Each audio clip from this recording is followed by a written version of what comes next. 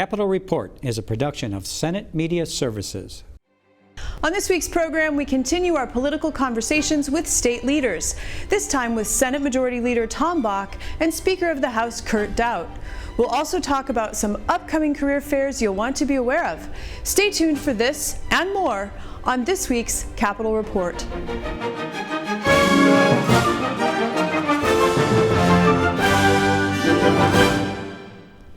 With all of the talk about presidential politics, it's easy to forget that all 201 state legislative seats will be on the ballot next month. Some of these races are incredibly competitive, with significant funds being spent to sway voters, as control of both the Senate and House chambers is potentially up for grabs. Joining me now to talk about the DFL efforts to retain control of the Senate is Majority Leader Tom Bakk. Thanks for being here. I'm happy to be with you. Many Minnesotans are frustrated by the so-called do-nothing session from 2016. Some of that frustration may transform itself into a change in the status quo. What is your caucus doing to convince voters that DFL should maintain the majority in the Senate? Well, first let me say I think the Senate is viewed a little differently by the public than the House is. And the interesting kind of little fun fact is, in the last 5 elections, the House majority has flipped 4 times. Mm-hmm. The Senate, since statehood, has flipped 3 times. Mm-hmm. I think the Senate, the public views the Senate a little differently. It really is where the state's stability has been at the Capitol over since statehood. Right. And we've had Democratic governors and Republican governors and wrestler governors, and we've had a pretty stable Senate over the decades. And so those of us that are members of the Senate feel pretty proud about the contribution the Senate has made, that no matter how the politics ebbs and flows in Minnesota, the Senate is the place that kind of becomes the normalizing factor, and Minnesota's continued to grow and prosper over the decades. Mm-hmm. But we're leaving nothing to chance. We've got 39 members in our caucus. We need 34 to have the majority. Mm-hmm. We've recruited very, very good candidates in some open seats. There's always some incumbents that are in question, mm-hmm. but there's some open seats that we think we've got very strong candidates in. I think the public understands that special sessions aren't so special anymore. Yeah. That they just people negotiate right up to the wire, and sometimes things don't come together. Mm-hmm. And it's been getting a little bit more difficult over time, and some of that, frankly, is the fault of the political parties or the individuals that participate in the precinct caucuses. It just seems like over time, in some places, not everywhere, but in some places, you just can't be conservative enough. I mean, mm-hmm. the perfect example is mm-hmm. the Speaker had a primary of his own this year. Yes, he did. Kurt's a pretty conservative guy, mm-hmm. but obviously some people back in his district thought he wasn't conservative enough. Mm-hmm. And the same thing happened in the Senate. We had there people have primaries, and you have to get through that. So it's real hard in election years once you adjourn, when the entire legislature starts to get a little skittish about the election. Sure. Even people in safe seats, I get calls from them. Oh my gosh, this is what my opponent's doing, and people feel really strongly about their service and they want to continue, sure. and they've got things they've been working on that they still want to close the deal on, so they want to come back. So mm-hmm. It's very, very hard, and I would say not unusual to not be able to negotiate a special session in an election year. Right. Because everybody's kind of on the edge of their chairs, and this year was especially hard because it was very hard for the Speaker to compromise with myself and the Governor when he was facing a primary of his own in August. Mm-hmm. And then, once you get into August and into the state fair, then right. I think special sessions start to look political. Mm-hmm. I think we just got delayed because of the Speaker's primary, and then it just kind of got too late. Right. So a number of people have come to me recently and said, you know, Tom, you think there's, rather than leave this leftover work from the 2016 session and have it get bogged down in the budget year in 17, Right. is there any way we maybe could do a special session after the election with the... Is that an option? Well, sure. I mean, the governor could call one at any time. You know, the bills, you know, the tax bill had a lot of votes. I mean, almost 100 votes in the House, I Right. think, and a Right. strong bipartisan vote in the Senate. The advantage of that would be the bill is something that everybody's familiar with. They worked on it last session. I think once you get to January, and you've got probably 40 new legislators between the House and the Senate going to be sworn in, who had no hand and know little or nothing about what's in the bill. It's pretty hard, Right. I think, to bring a bill up and ask people to vote for it when they didn't participate in the process of putting it together at all. So I think if anything could happen relative to that, and I know there's people talking about, well, gee, can you do it first thing in January? I just don't Right. think that's fair to the new members that are coming in. So I think it's more, probably more appropriate to try and do it in November if you're going to do it. So right after the election, you would consider a special session to take care of some of these things. You know, once the politics is kind of out of the air, I think cooler tempers will prevail. And Do you think members who I'm possibly actually lost their seats would want to cooperate, though? Well, I mean, if you're going out the door, I mean, there's, you know, I can just tell you in the tax bill, there is very little disagreement about provisions. There's a lot of very, very good work went into that, both on the part of the House and the Senate. And I think, you know, if you were somebody that lost and you knew there was a lot of good stuff in there, it seems like kind of going out the door, hey, why don't I get some good stuff done, rather than not.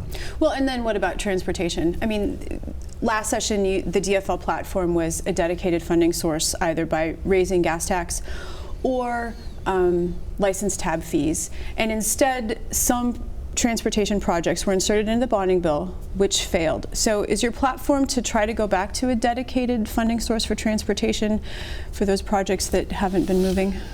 Well, there was not a transportation bill that passed. The House Right. made a decision to try put some earmark some projects in the bonding bill and use cash for that, general fund cash.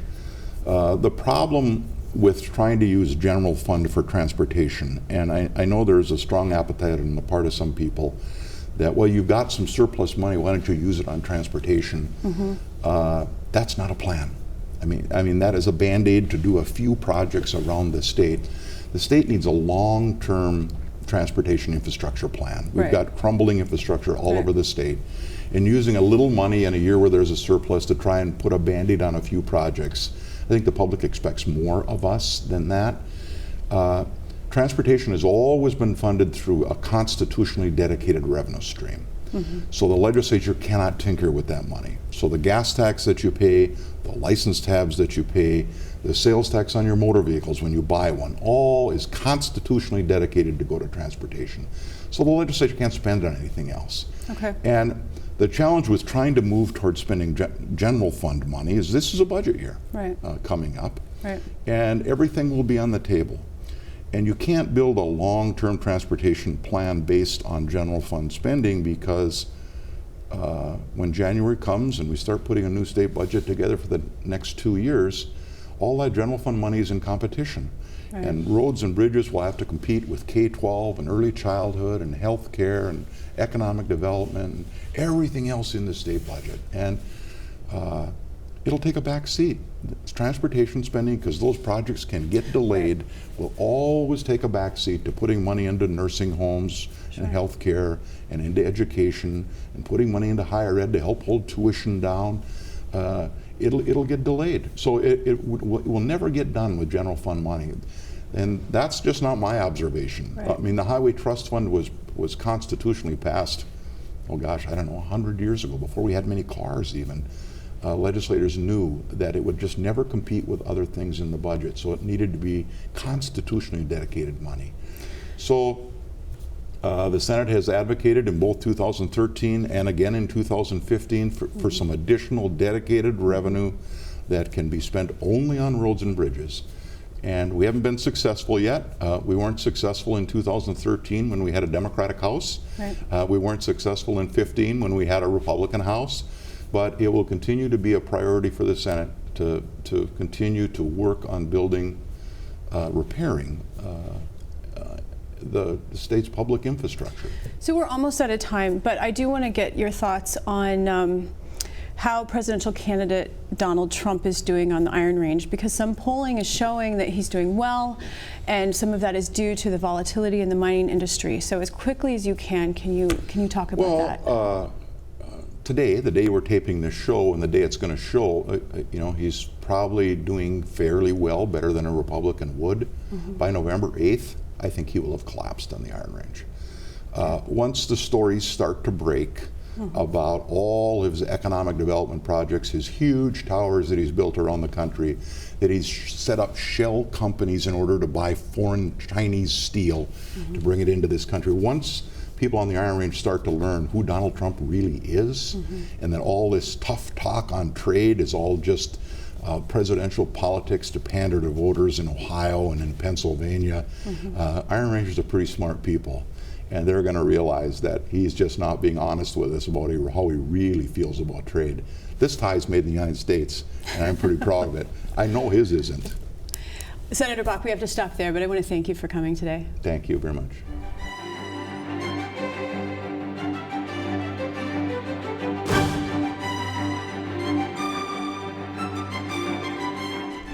The website Ballotpedia has listed Minnesota as one of the top battleground states to watch, and House Republicans are campaigning to retain their majority in the upcoming election. Joining me in the studio is Speaker of the House Kurt Daudt to talk about his party's efforts to keep control. Welcome. Thanks for having me. In 2014, your caucus successfully appealed to rural and suburban voters. Are you focusing your efforts towards them again this season? Well, we said at the time that we really wanted to represent all Minnesotans, and we had felt the previous 2 years that's where Democrats had let Minnesotans down. We really feel like they had been kind of a Minneapolis-St. Paul-centric caucus and really represented issues that really only those two areas cared about and left the rest of Minnesota behind. So we have really tried to be a caucus that and lead with a sense that we want to represent all Minnesotans, and we feel like we've done that. How does the failure to reach bonding, transportation, and tax agreements in the last session help or hinder your efforts with voters? Well, I think you probably would assume it might hurt us, but ultimately I think when folks look back at what happened, we passed a tax bill that was the most broadly supported tax bill in history, I think, or at least in modern history. 89% of the legislature voted for that tax bill. We put it on the governor's desk. It passed the House, it passed the Senate. We put it on the governor's desk. The governor said he wasn't going to veto it, to hold it up as in negotiations for the bonding bill. He did exactly that. So I do feel that the governor broke his word and has not been honest about that since. I think that's a problem. But I think Minnesotans ultimately want that bill passed, and they appreciate the effort that went into it. On the bonding bill, we passed the bonding bill out of the House. We had agreement on a bonding bill that I think would have been the largest bonding bill in state history, which is not a small task. Normally our caucus doesn't support that large of a bonding bill, but in this instance we do it because it was the right kind of bonding bill that invested in the right kind of infrastructure. A good example of that, a normal bonding bill would have maybe about 10% road and bridge money, and this bonding bill was about 50% road and bridge money. So it was the kinds of investment that I think are very broadly supported, and it had broad bipartisan support. More than half of the minority caucus, the Democrats in the House, voted for that bill. So we do feel like we did a good job of putting a bill together. The fact that they didn't happen, really, I think people can see now the fault doesn't lie with us. We've done everything we could to get them to pass. I think folks knew that it was Southwest Light Rail that was holding up the bonding bill, not only on the very last night of session, but also throughout the negotiations. Well, Democrats and the governor have found a way to do Southwest Light Rail without the legislature. We don't agree with that, and it's not about whether the project is good or bad, it's about the process. There have been no public hearings, there's been no, we didn't go through the right process to get there, and I think that was what was wrong with it. Well, now that that's happening, I think Minnesotans are starting to ask, why can't we have a special session to pass the bonding and the tax bills? And that's the question that we ask as well. Well, speaking of transportation and road and bridge infrastructure, Governor Dayton sent a letter to lawmakers signed by commissioners and former commissioners of the Department of Transportation asking that you not earmark specific dollars to specific projects. Apparently in the bonding bill that failed, some projects were put ahead of others, some that weren't shovel ready. Sure. Should the legislature be deciding which projects get to go forward, or should it be up to MnDOT? Well, there also was a legislative auditor's report that was very critical of the selection process that MnDOT goes through, and saying that it was arbitrary and not using the right criteria. So there are problems even with the way MnDOT selects projects. I'll say that the projects that we selected really are projects that people have talked about for, in some cases 40 years, as in Highway 14 in southern Minnesota. These are projects that people see that are regionally important, that really need an investment. If we put money into, for instance, corridors of commerce, which by the way is earmarking, that's the legislature earmarking project. So when the Democrats say we don't want you to earmark it, we want you to put it in corridors of commerce, that's also earmarking. So I think it's a convenient excuse on their part. But when you put money into corridors of commerce, the last project that was funded in corridors of commerce was Highway 94. The next project that will be funded in corridors of commerce is Highway 94. So, I think there's a sense in most of Minnesota that if you, and especially in greater Minnesota, and I believe that it's true, that if we just put money into the general transportation formula, that money gets eaten up by projects in the metro area, and that we don't take care of some of these regionally important corridors that have been overlooked for years and years. Projects like Highway 23 and between Wilmer and St. Cloud, Highway 14 in southern Minnesota. One of the projects that we earmarked, or like we say prioritized, is Highway 12 out of the West Metro. This is the most dangerous stretch of freeway in the state of Minnesota. So we think it's important. I think the statistics in a 9-month stretch of last year, 5 people lost their lives on that freeway. And now we're not funding that, frankly, because this bill didn't pass. So my hope is that no one else loses their life, and typically it happens in the winter time because you get icy roads and you've got almost a 2-lane freeway situation where it's not divided. So I mean, the projects were selected because they're important, and the fact that more than half of the legislature, far more than half of both the minority caucuses in the House and the Senate voted for these bills, shows you that they are bills that and projects that people see as important. So we stand by them. However, in a sense of compromise, we gave up our position on the earmarks, and we said we'll take the Senate's language, and the Senate Democrats had written some language that would still make these projects qualify, but not specifically earmark the money to those projects. So, but that wasn't good enough. So we're still not having a special session. And I think folks need to talk to the governor and to Representative Thiessen about that. I have been the one who has initiated all conversations on special session and trying to get these 2 bills passed in the last 3 months. I'm the only one that's initiating conversations. In fact, 2 weeks ago, I tried to get the governor and the other leaders to meet. Do you think it's maybe getting too close to the election at this point? I don't think it matters, and I don't think the election should play in, and that's what the governor is saying. But folks sent us here to do our job, and I think they expect us to use all the time that's available to do our job. And regardless of whether that comes right before the election or not, I think we have to ask ourselves, and this is the question I asked the governor: is it the right thing for Minnesota to pass these bills now, or would it be better if we wait until the next session? And the governor's answer very clearly, and he wrote this back in a letter to me, his answer to me very clearly was, yes, it's better to do it now. Well, then let's do it. When I contacted the governor the last time and said, hey, let's meet, let's all sit down face to face, because I think we're so close, I think we can get there. His response to me was, I can't meet with you unless Paul Thiessen is there, because we need his votes for the bonding bill, so he needs to be there. And I said, well, his members already voted for this bonding bill. And I said, fine, that's great, let's have everybody there.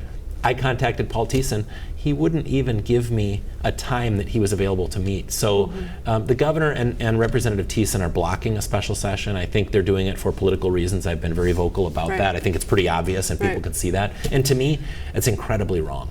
I think you have to ask yourself, when you're leading the state and running the state, the question that I asked the governor is the right one.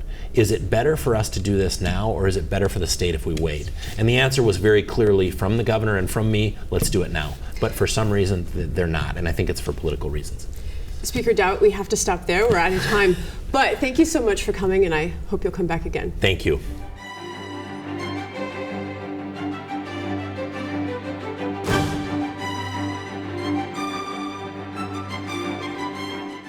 The Office of Governor Mark Dayton and Lieutenant Governor Tina Smith have put together 2 career fairs in the month of October to help connect more Minnesotans to state employment opportunities. Joining me in the studio to talk about these 2 different career fairs are the Chief Inclusion Officer for the state of Minnesota, James Burrows, and the Commissioner of the Minnesota Department of Employment and Economic Development, Shantara Hardy. Thanks for being here today. Thank you for having us. So James, let's start with you. Okay. The People of Color Career Fair is coming up on Tuesday, October 18th at the Minneapolis Convention Center.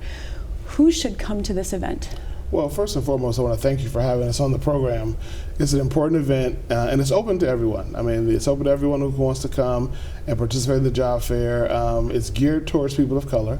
As you know, the governor has said that he wants to increase our percentage of people of color in state government to 20% from the 10% it is now. So it's geared towards those who are people of color, but it's open to everyone. In addition to the state of Minnesota, we'll have U.S. Bank, Midco, Medtronic, Mortensen Construction, a lot of private and public employers, City of Minneapolis as well. So we're excited about people coming out. So it's open to everyone, geared towards and focused on people of color. And what will people who attend this fair get out of it? You said that it's both state employment and some local businesses. What kinds of jobs will they connect with? What will they get out of this fair? They'll get a lot of it. So if you get there early, get there around 9 o'clock, you get a free headshot. So a lot of times now you have resumes that don't set themselves apart. So headshots do set yourself apart. So it's a free headshot offered by the People of Color Fair, career fair. The other thing you'll get is there are lots of job openings. There are lawyer jobs, there are registered nurse jobs, there are technician jobs in technology, there are jobs in accounting. All different kind of fields will be there and available for people to partake in. In addition to that, I'd say too, it's a great opportunity to network. So a lot of times people come to a career fair focused on just one table and meet with one employer. A lot of times you can meet people through networking at the career fair and get opportunities to other jobs as well. So it's not just limited to certain types of careers. We want to make sure there's a great expansion of careers by having all of the employers there to take a look at the different candidates. Well, and people do say often that networking is a really important part of finding good employment. One last question for you, James.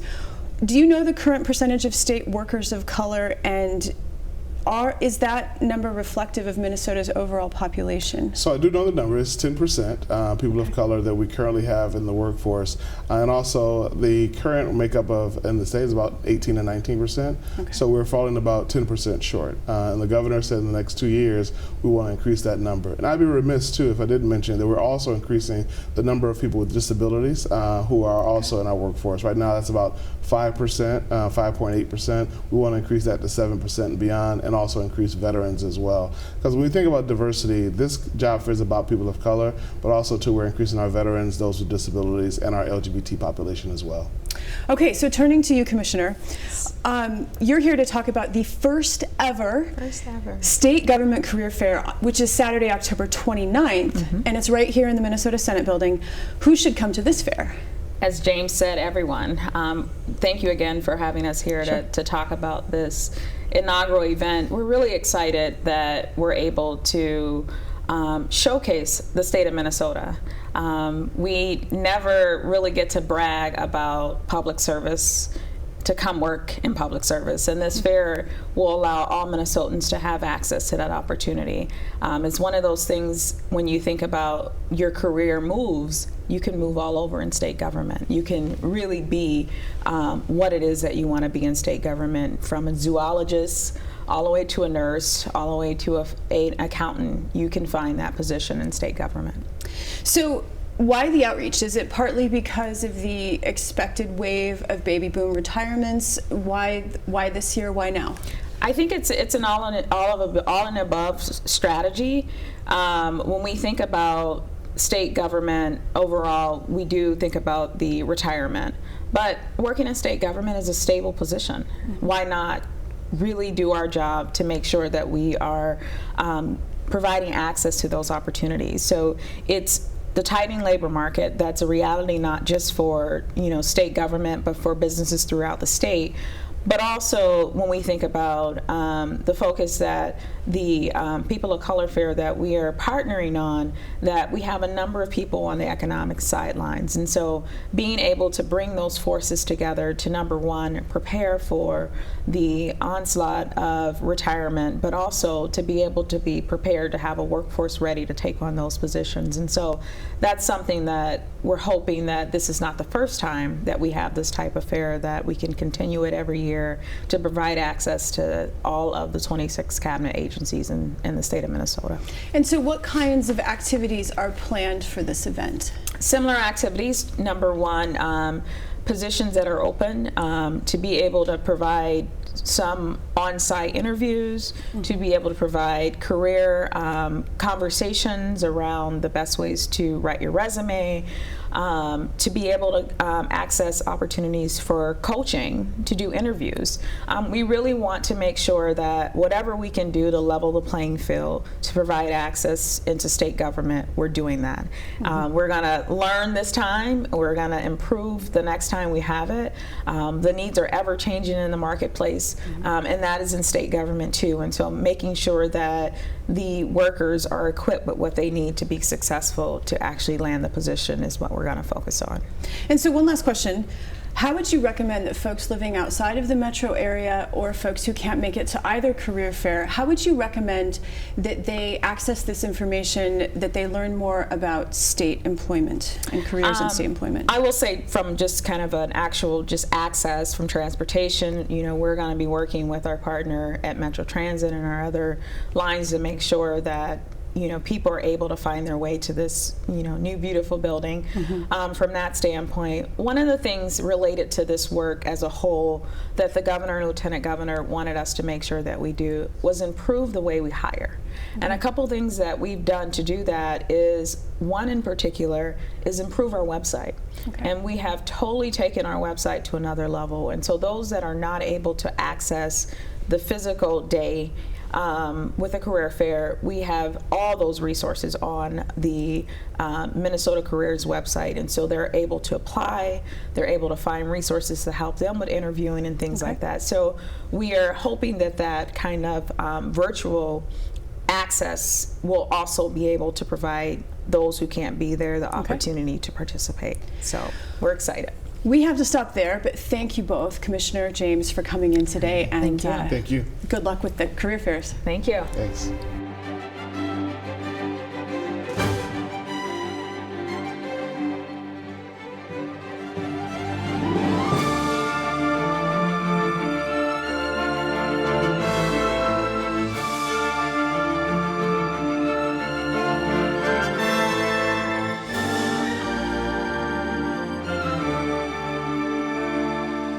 Join us again next week as we delve into more topics affecting Minnesotans. I'm Shannon Loehrke, and on behalf of all of us at Senate Media Services, thanks for watching.